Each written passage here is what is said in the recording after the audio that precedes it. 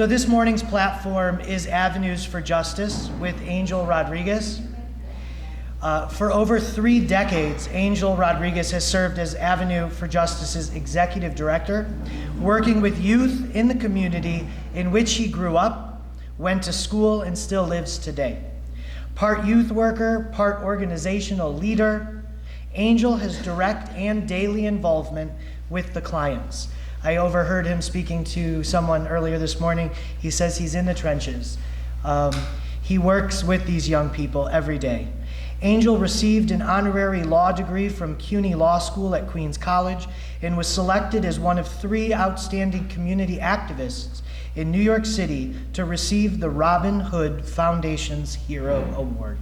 Please welcome Angel Rodriguiz.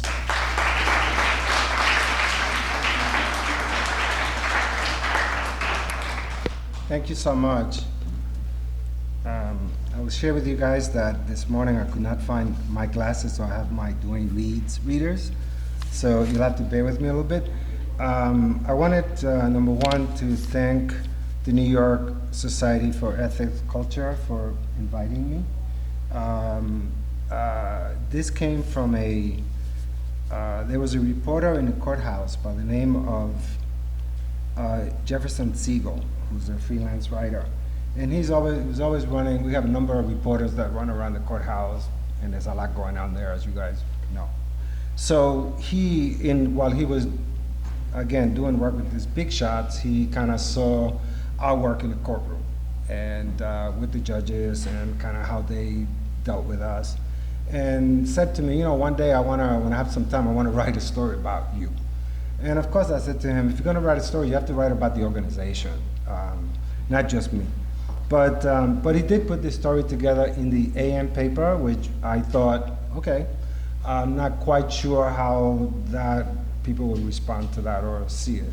As it turned out, tons of people saw it. A lot of my friends certainly who called, and judges, and congratulated, which I was very pleased with. So I needed to say that Jefferson Siegel kind of connected me to this, and I wanted to also thank Mr. McDermott for inviting me to speak today. We're going to start with a very short film. It's very quick and it's not boring, but I wanted to first say that Avenue for Justice saves lives of hundreds of young New Yorkers every year. The cycle of arrest and imprisonment has become the norm within our low-income communities. We have bucked trend to become our nation's most successful, cost-effective crime prevention program. Avenue for Justice keeps kids in school, working, engaging, and out of the prison system. The reality is that it costs about $350,000 to keep a year to keep a young person in a New York State detention center. And they have about a 37% of young people who remain crime-free. Avenue for Justice for $5,200 a year keep kids out of jail, and 90% of our kids graduate and never commit another crime. And on that note, I want you guys to see a very short video, and then we'll come back. Thank you.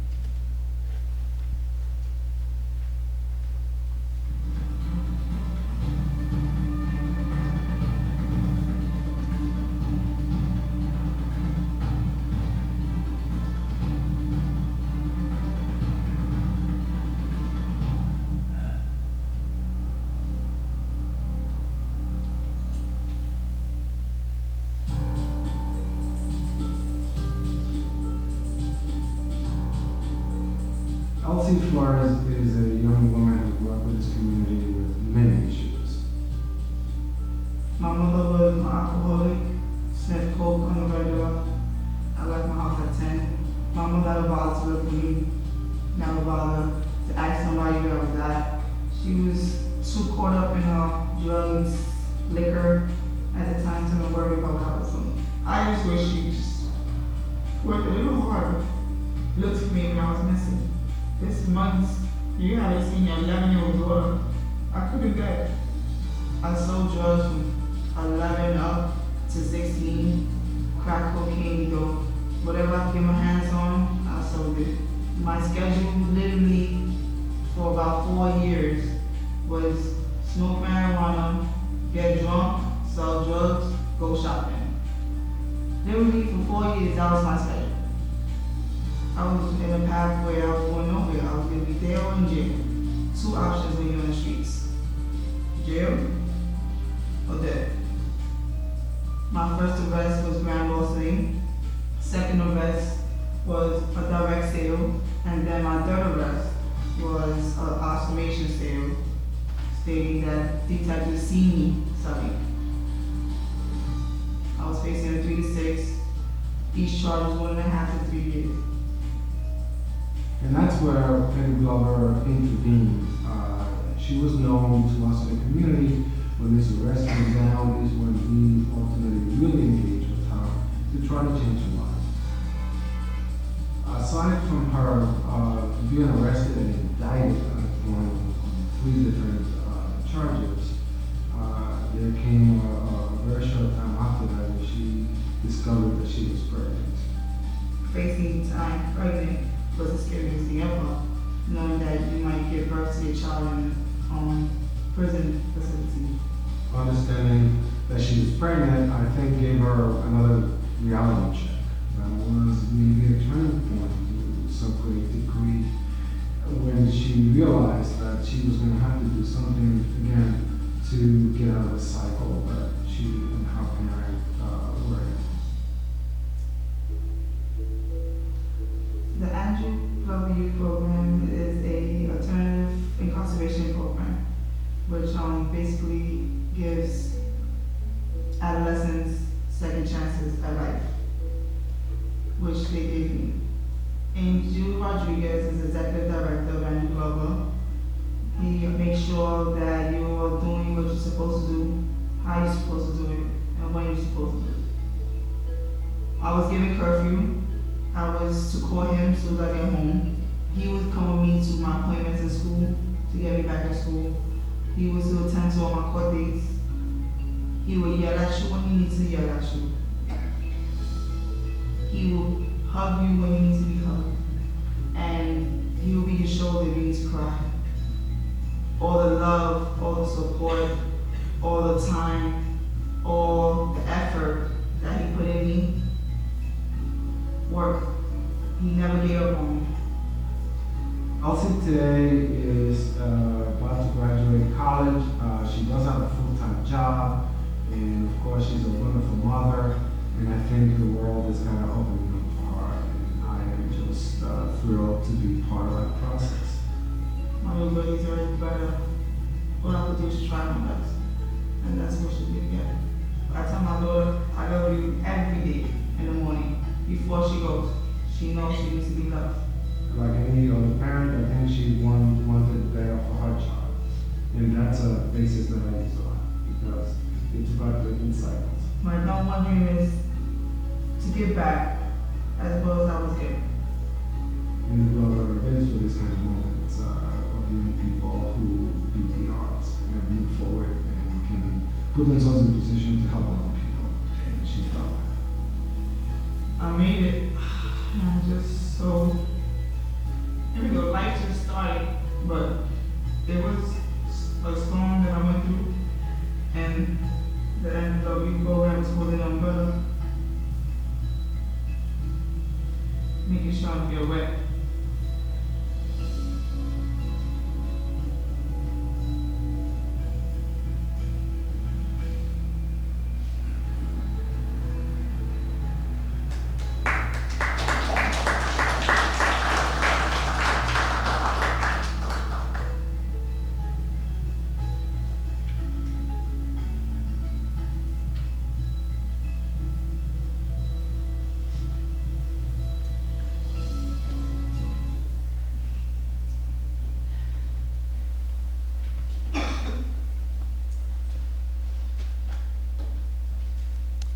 Excuse me. I haven't seen that film in a little while. And it kind of connects me because that's why I've been in this business. I said this is why I'm in this business, because of a young person like Elsie Flores who was in crisis that I don't know whether the film described it or whether I can describe the time that we spent together in the trenches on our streets and her house and other places to get her through a very serious situation that she had. However, I will share with you, I was going to share it at the end, but I will share that Elsie Flores today works for us.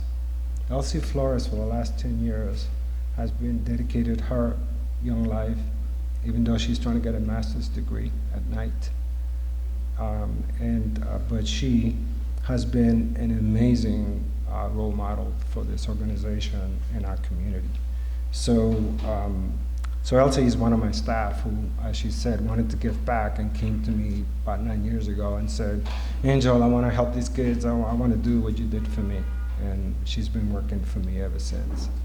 And there are lots of young people and stories. That one we have on video. There are many stories that we have that are not on video, but are in the minds of a lot of the people who do the work. And and I'm gonna sort of start from the beginning a little bit, but today I don't do this alone. I started out with Robert Siegel, my predecessor, who was an NYU student who came east to the Boys Club of New York, where I work with kids, and we became friends. He ran a tutorial program, and I ran activities for young teenagers, and there came a point when a young man asked Robert to come to court with him because he got himself arrested. Someone got arrested, a young kid, and asked him if he would come to court with him. And I decided, he then asked me as a, okay. Then he asked me if I would come down to court with him. So we both went down to court for this kid. It was a DAT, it was an arraignment. So we appeared in the courtroom in our jeans, in our t-shirt, and our sneakers, and we were standing in front of the rail of the court. So the judge turns around and says, who are these guys in the rail of my court? And the lawyer tells them that that's his mentor and his tutor. And the judge then asked us to come into the well and talk to them about this kid. What do we know about this kid? Who is he? Why are you guys here? And we committed to, we gave the information they required and committed to come back another day with a report on the kid. And of course, Robert immediately, very bright, graduated from NYU, actually with a political science degree, could have been mayor of this town, could have gone to law school, decided to get an apartment in a community and begin this work. And I, in the mid-70s, agreed to work with him. I wanted to play professional golf, so I said to him, I'll do this for 6, 7, 8 months, and then I'm gonna try to go down to Florida, get on the wing of a pro, and then I can fund you if I'm successful. Sadly, a year later, a little less, in 1979, as we got a few dollars for the organization. The New York Foundation gave us $20,000. Mobil Oil was in town, gave us $5,000, and so was Exxon.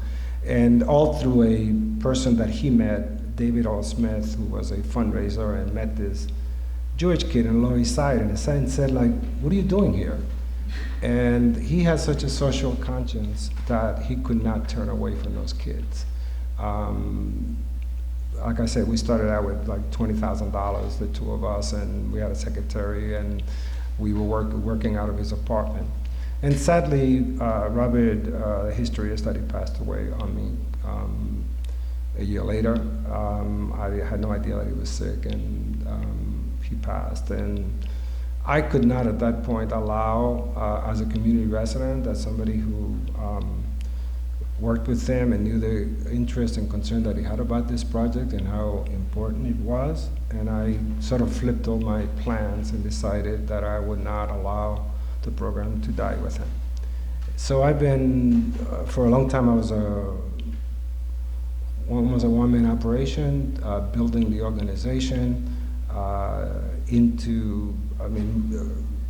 we moved into 100 Center Street. We went to talk to a kid with the attorney, and we came back the next day, and before you know it, we were part of that office, 3 lawyers and Robert and I, and a kid. And at the end of the day, legal aid moved out from where we were, and they recognized us and said, look, Angel, we need this office to do a judge's administrative office, but we have something up on the 15th floor. So, of course, I went up to the 15th floor. That's where some of you guys may have jury duty. I'm on that floor. And I've been at 100 Center Street, where our main office is, for the last 40 somewhat years. The system kind of takes care of us. Of course, we do a lot of work for them in different ways.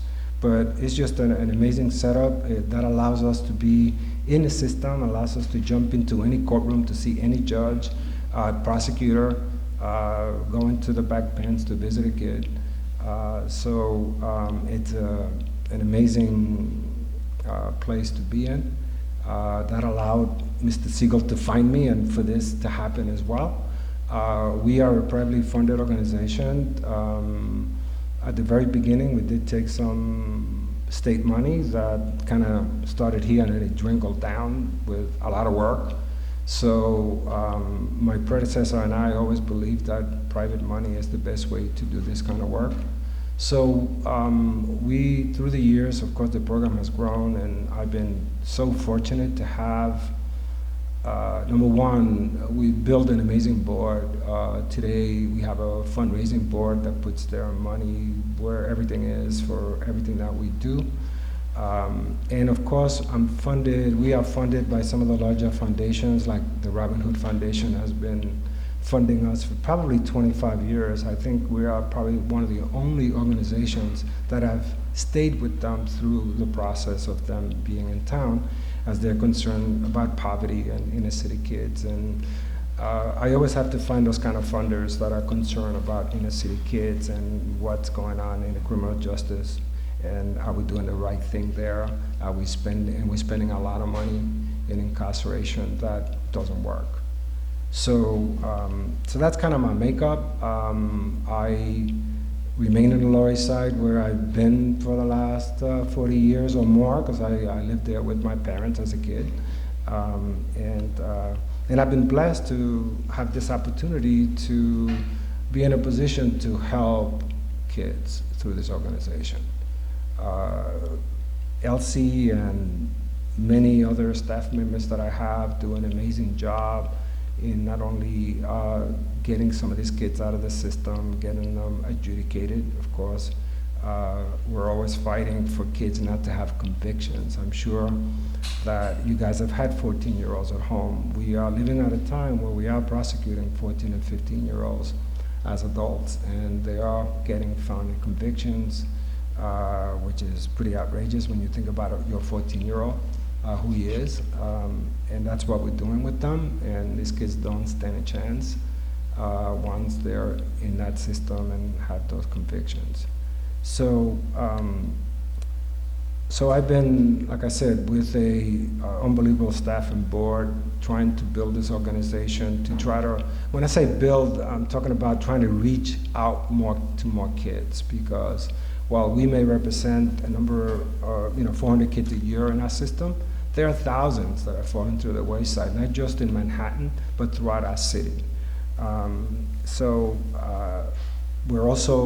This program is also being pilot and right now documented, so that hopefully in the future we can also take it into other communities, other cities. And 20 years ago, we began on the Lower East Side. That was our stamping ground as a community base. It enabled me to walk to Elsie's house in a minute and have a conversation with her mom, or bring her food, or whatever the situation may be. So today, 20 years ago, we expanded into East Harlem with the premise that, again, the upper part of Manhattan has a lot of kids, and a lot of kids in trouble in a lot of different ways. So we were welcome into the community. We hired more staff. We have another place at 69 East 130 that's dressed up really beautiful for kids, because some of these children don't live in great conditions, and when they come to see us, I like for them to see what it should be like, not what they traditionally see or have.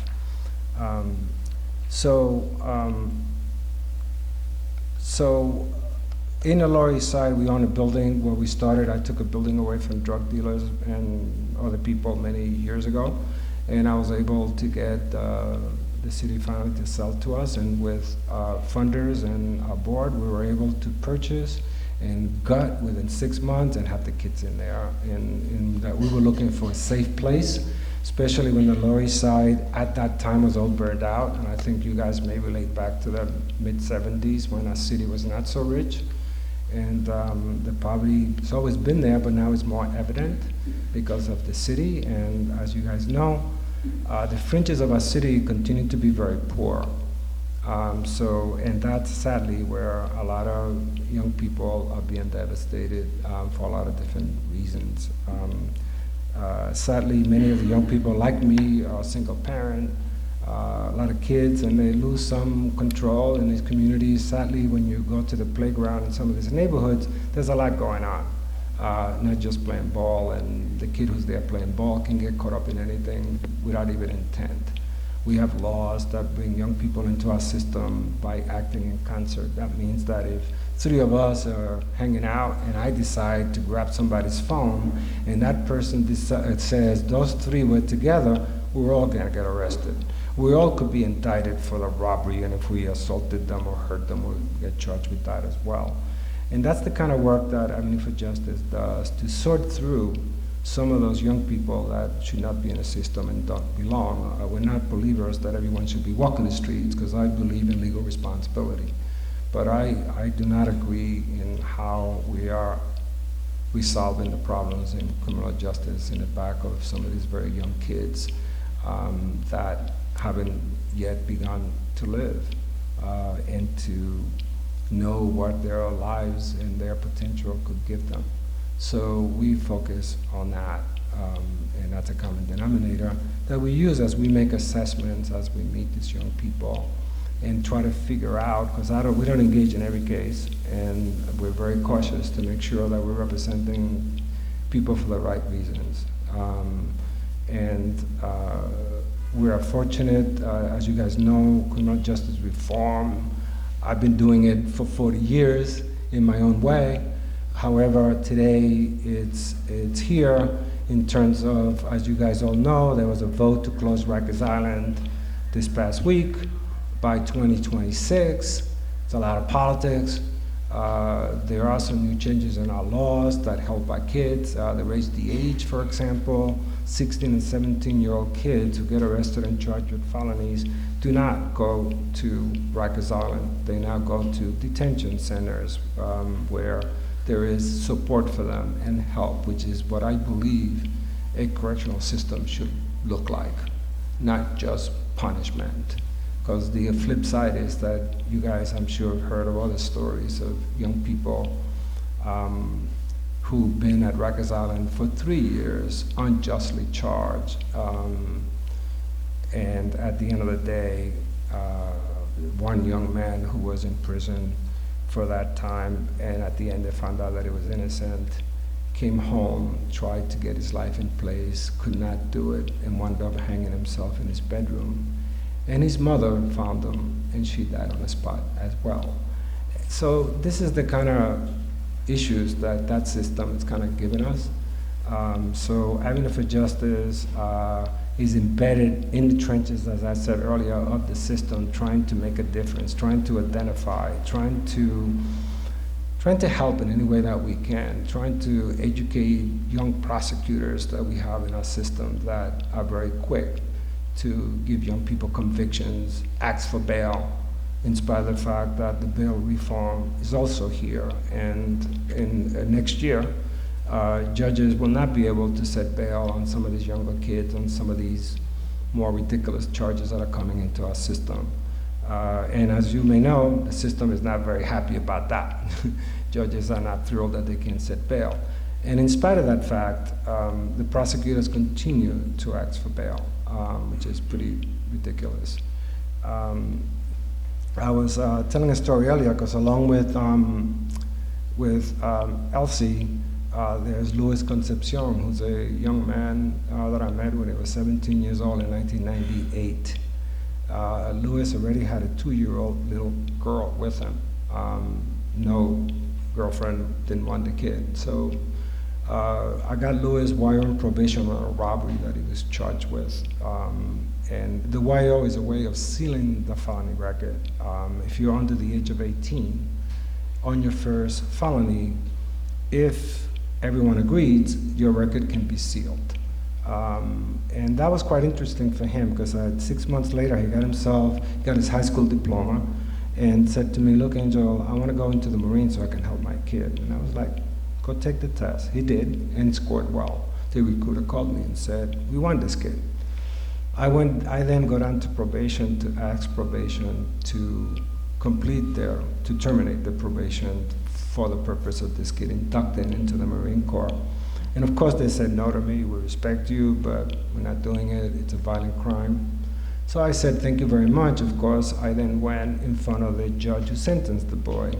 And I stood in front of her court, and she says, "Angel, come on up to the bench. What's going on?" And I explained. And she says to me, "I'll do a check on the kid. And if everything is as you say, I'll do it." Within a month, this kid was inducted into the Marine Corps, Quantico, Virginia. And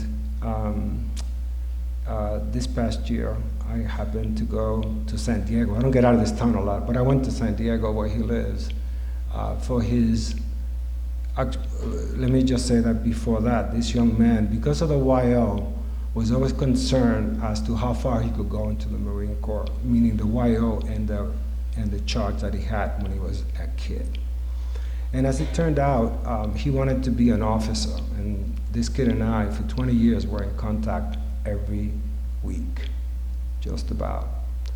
And I said to him, "Look, kid, you've been a Marine for 4 years. You've been to Iraq. You've taken your men out there, and you almost didn't come back." And I told him to go for it. And of course he did, and he became an officer. So I was proud to go to his retirement event, where he was presented with his flag 20 years later. And today, I had a conversation with him 2 days ago, where he called me, because he's taken on a job out there. He now has an opportunity, so he's retired with full honors, and he started a new career. In his new career, he was selected to be a keynote speaker, and he called me because his story is going to be told on Tuesday to about 1,000 people. So he calls me to say, "Look, Angel, after I do my speech, we're going to do an ask. And I want you to know that there may be checks coming," and then he says to me, "I remember that I want to support another kid for a year. It costs $5,200 for us to support one kid for a year, and this young man, the ultimate compliment is to give us a donation for the organization out of his hard-earned money to support Avenue for Justice and what they do." And while I have some of these stories, there are thousands of stories that a lot of the staff can share, and it motivates us and it keeps us moving forward to see that, again, an opportunity for a kid. If I gave up on a young man way back when, what a waste. And yet, this kid was caught up really badly on the street. His parents were druggy. I mean, every element was bad. And yet the kid was able to change and to move forward and change his life. So I just wanted to share some of those stories with you guys. But I will tell you that Avenue for Justice, as a community-based organization, provides... Oh, I'm sorry. Again, we work with young offenders and kids at risk. It used to be only the Lower East Side and East Harlem, and now I'm happy to share that we are moving to do services citywide, Manhattan-wide. So we're picking up kids anywhere in Manhattan, which is quite interesting for us, a little different than the community-based piece, but Manhattan is not as big as one would think. So it is doable, and it happens to be working for us, including picking up some kids who need help, who live in the Bronx but got themselves in trouble in Manhattan and Queens and Brooklyn. So we're also picking up some of those kids and trying to pick up slack and help them. So of course that creates an issue of our budget growing, and we continue to be proactive, trying to again raise money for these projects through individual foundations and individuals as well, and small family foundations that help us. And again, we have a 90% success rate with our graduates that don't go back.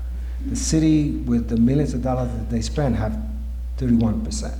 So there's something to be said about the dollars and how that's kind of going on. And again, our mission has always been, again, a program that was named, and I guess I should walk you through. We were the Andrew Glover Youth Program, and Andrew Glover was a police officer who was shot and killed in our community, who my predecessor knew. And he used to talk to the kids about getting away from the corner and doing something else. So that when we were funded in 1979, Robert went to the family and the precinct, and we got the Andrew Glover name, and we were the Andrew Glover Youth Program for the last 30-somewhat 8 years. About 3-4 years ago, we branded. We happen to have a branding company on our board, so it didn't cost us money. It certainly was very difficult for me because it is my legacy.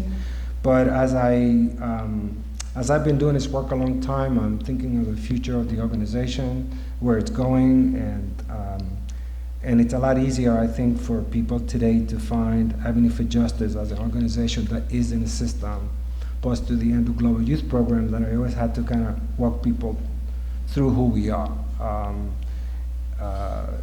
And I was telling someone here that I kept the program. The only way that I did this was if we could keep it as close to who we are. And Avenues is, I don't know if you guys know the Lower East Side, but the Lower East Side, after First Avenue, goes Avenue A, B, C, D, below 14th Street, and that's where we are. So I was very comfortable with Avenues, and justice is what we do. So that's how we kind of came to the point of branding the name, which, like I said, was not easy for us, or for me anyway. But I think it's just, and I think I was commenting earlier to Judith. I happened to meet somebody here that worked with me 20, 40, 30 years ago, 30, 40 years ago, which is amazing. And I walked in and I was like, my God, it's like homecoming, which is really amazing. And that was at the very beginning when our budget was like this small and probably on the red all the time, to today where we have a healthy budget that we try to maintain, like I said, with an amazing board, fundraising board that really goes out of their way in every area to help a kid with a job, to try to get us a grant, to buy their own table at the gala. Having a gala November 19th, we are giving a Criminal Justice Award to Eric Gonzalez for his the DA from Brooklyn in his innovative way of approaching the criminal justice reform and where we are. And of course, we're giving an award to Keanu, who's one of our kids, and that's the main award for me. And Keanu is a young man that came to us, bright young man, but with a lot of crisis psychologically and otherwise, mental health, you name it. Today, this kid, it took us 2 years to get him through a deferred sentencing. We at Avenue for Justice believe in providing an opportunity for a kid to show a judge or a prosecutor that they could change that behavior. And sometimes that's what I take on. I go, we'll enter the plea, you can defer it for as long as you want, judge. And judges know our program, they know that we are true to our reports, and they go along with, again, what I called out of the box, because like I said, this had to be what I call a creative plea in order for everyone to be aboard, especially the prosecutors, even though he was a 16-year-old. And at 16, my negotiation is with the judge because I can. And the judge has the power to undercut a DA if they feel that the plea is proper. And they also can adjudicate the kid at the point. So that as I work with a lot of kids, and again, the 18, 19, 20, 21, 22, do not get record sealed, which is a big problem. We have a lot of young people that have never been in a system, and behind the Acting in Concert Command, they're 19 years old, no different than my 17-year-old. A 17-year-old can get his record sealed, he'll have a felony conviction for the rest of his life that impacts everything they do every single day. So that, again, in criminal justice reform, I believe that that adjudication in New York is behind in the days when it comes to many, including raise the age. Many states have done it already. We're the only ones that have been lagging behind. And yet, we're supposed to be the big town, the big rich city, and yet we're so behind when it comes to many of these issues that we're spending tons of money. I think am I expending my time? I just want to make sure that. Yeah, and then we wanted to do Q&A, so Okay. if we can get through about 5 minutes. Yes, okay, thank you. Anyway, so this kid, Keanu, who's amazing, was able to, actually about 4 months ago, he was sentenced to YO and to probation for, instead of 5 years, which would normally give, for 2 years. And one of those conditioned to us. And this young man has achieved and earned our Second Chance Award, which was given to him on that night. Which makes a lot of people in the community proud, including his parents, a single parent kid, just like I was. And Keanu just entered college and is about to complete his first semester, which we're really excited. He's doing really well. And that's what we take from this and what it's about, myself, my staff, and our board. And our funders who don't stay behind, because we share a lot of these exciting successes with our funders, which I think is right and important. Again, who are you at the age of 14 or 15? And I believe that young people should not be judged by a mistake you make when you're 14. And like I said, you all have 14-year-olds. Who are you and who are they? And if we're going to destroy them before giving them an opportunity to really understand who they are. And as you know, there are a lot of scientific premise that say that young people's brains don't develop to make these kind of decisions until they're 20, 24, 25. Of course, I've taken that into the system to a prosecutor and they laugh.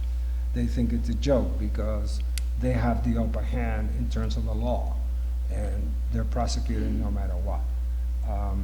Anyway, I know that I've taken a little more time, and I know that the 12. So I'm open to any questions you guys may So have. first, let's give a hand real quick to I have a lot of questions, but the simple one is, you said 400 youths per year, and I'm just curious, roughly, how many total youths are being served at this time as a cumulative effect, and how big your staff is? My staff is about 15. I have about 6 court advocates, including myself, who doubles and triples around to troubleshoot and deal with issues in court. And I'm trying to, again, I have an expansion plan that we're working on, and every single year that plan adds more folks, including mostly court advocates, which is what I need most right now, people that are in the trenches of the system in the community. So we keep very close hands-on a lot of these young people through their workers. So they're all assigned to different workers who are responsible for their supervision. Many of these young people are on curfews. They have to call their counselors at 8 o'clock at night, make sure they're home. That's part of a plea that we might have worked on. So there's a lot of, the staff here are amazing because they're always out of the box and putting whatever time has to be put in to get the job done for these kids. And how many altogether are you helping now? It's about 400 a year. That incorporates incorporates 2 populations. The kid who has the legal matter pending, and that's where we're spending our time. We're also taking some kids at risk. And that's the kid who might have been there but didn't get caught. The kid who's not going to school, the kid who clearly is breaking night, the kid who's getting high, the kid who may have some kind of mental health. Those kids also come to us. We sort through them. We try to custom tailor the service for every kid. They're all different. The common denominator is the same: poverty, single parents, and young and dumb sometimes in terms of the actions that they do or take. So, yeah. So I would like to ask you about the process. You highlighted, I understood from your talk that you do at least two things, right? One is legal help, and the other one is maybe like mentorship, right? So can you talk a little bit more about Yes. those two things? Sure. Thank you. That's where the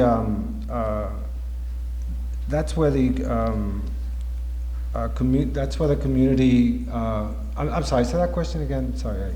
So my question was that I understood from what you said that there were at least two components to helping the population, the kids that you're helping, right? One was legal help, right? So they have a better chance in the legal system.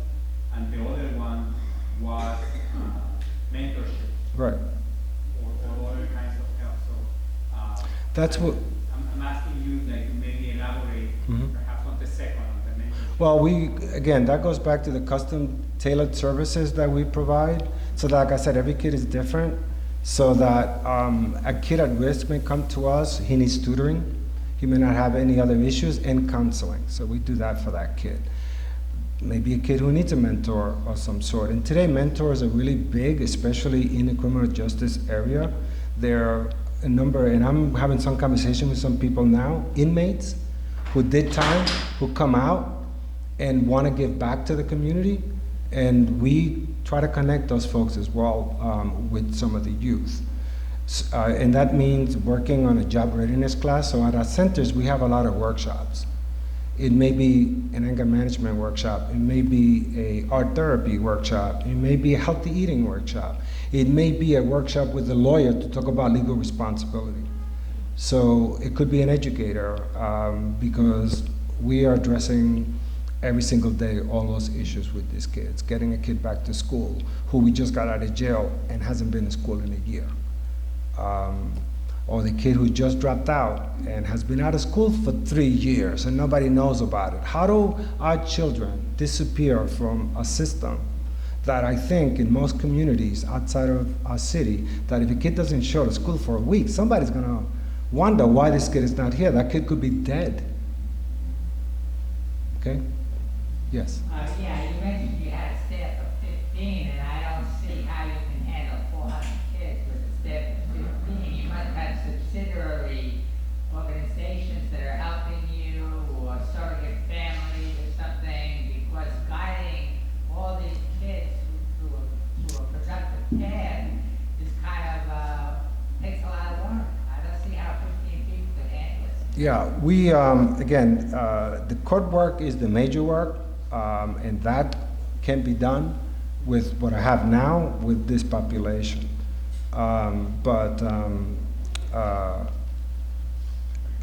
I use all the resources that are out there, and there's not enough.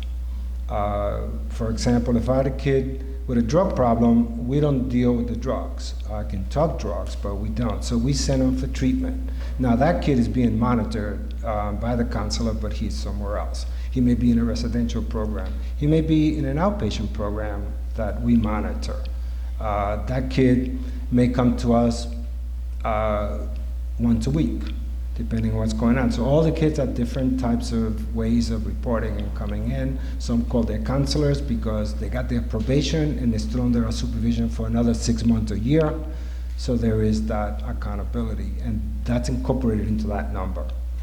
So it's there's a lot of people that we use to do this work outside from us. We kind of, like I said, custom figure out what are the needs for this kid as we meet them, and then try to figure out and send it out to the resources. And like I said, with those 400 kids, there's not enough resources out there. However, Avenue for Justice is in an area where all these resources know our work. So when we call, or a counselor calls for a kid who needs a bed immediately because the judge says, I'm willing to release this kid, but he has to go straight into a residential program. There may not be a bed there. These counselors at those programs will open up a bed. So it is that kind of network that makes it possible, makes it work. Thank you so much. Oh, thank you guys.